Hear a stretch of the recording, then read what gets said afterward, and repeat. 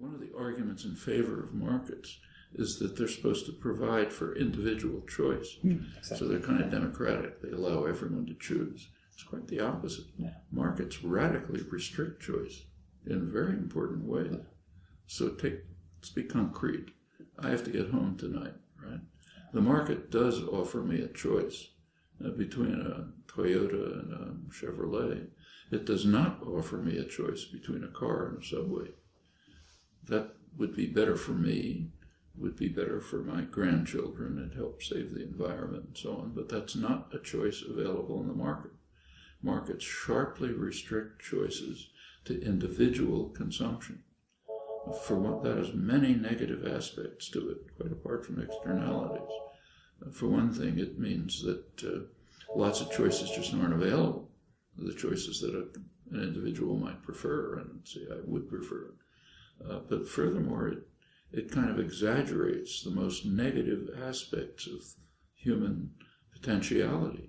It turns you into someone who is dedicated to maximizing individual gain, not social concern. Yeah. Exactly the opposite of what Smith, Hume, and others took to be the essential of human nature.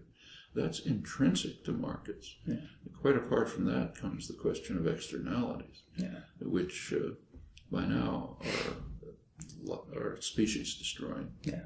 I mean, it's inherent to markets that ExxonMobil will try to maximize profit independently of what happens to the fate of the species, and they're doing it. Yeah. So ExxonMobil just announced again that they're not going to waste that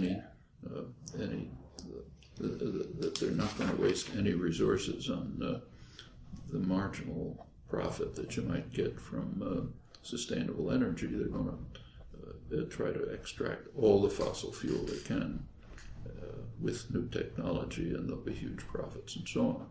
Of course, the grandchildren may not have a world to live in, but that doesn't matter. Part of market economics is you don't care about the fate of your grandchildren. You care about more profit tomorrow. These are all essential aspects of markets, and among the reasons why they're literally lethal.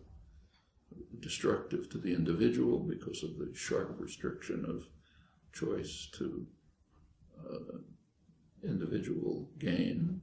It it almost inherently creates a kind of sociopathic society.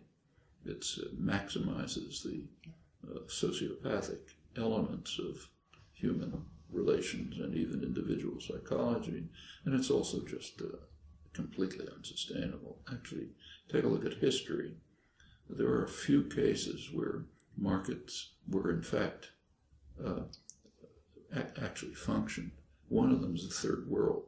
In fact, that's how the Third World became the Third World. They, as in the case of Egypt and India, they just had these conditions forced on them. So then, yes, they deindustrialized and became what the United States would have become if it had followed Adam Smith's recommendations. They were free, so they could do the opposite. Now, the other interesting case is England. In 1846, England was way in advance of other societies industrially. It had more than twice the per capita capitalization of any other country. So under those conditions, England's merchants and manufacturers, the ruling classes, could consider the possibility of accepting free trade because they were going to win. Anyone who's going to win is in favor of free trade. So they did move towards laissez-faire, sort of. They maintained a protected market in India, huge market, but that was protected, no free trade. And they wouldn't let India develop, they would let other countries move in. And this experiment didn't last very long. The effects of permitting laissez-faire were so harmful to English industrialists and manufacturers and merchants that they pretty soon called off the experiment. And by the 1920s, when Japan was out competing them, they simply closed off the empire. No more free trade. We'll close off the empire because we can't compete. So free trade is fine if you're going to win, but with restrictions, but not if you're not going to win. Same happened in the United States. The United States was probably the most protectionist country in the world from its origins right up to the Second World War, and prospered. By the time you get to the end of the Second World War, the United States was so much in advance of every other country that free trade seemed like a decent idea. The United States literally had half the world's wealth at that time, so fine, let's have free trade, with a condition. And the condition was very striking.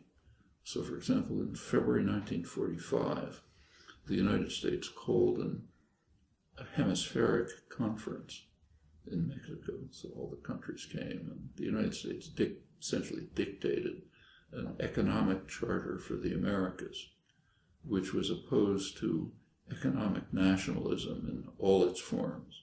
Said everyone has to accept pure market principles, with a single exception, which wasn't mentioned, the United States. Now, the United States instituted massive state intervention in the economy. That's why you have these devices that are here. Through the 1950s in particular, there's huge state expenditures into developing the basis of the modern economy. A lot of it was done right here, in fact, right where we're sitting, down below. Invention of development of computers, the internet, microelectronics, and so on, almost all through the state sector. Now, this went on for decades.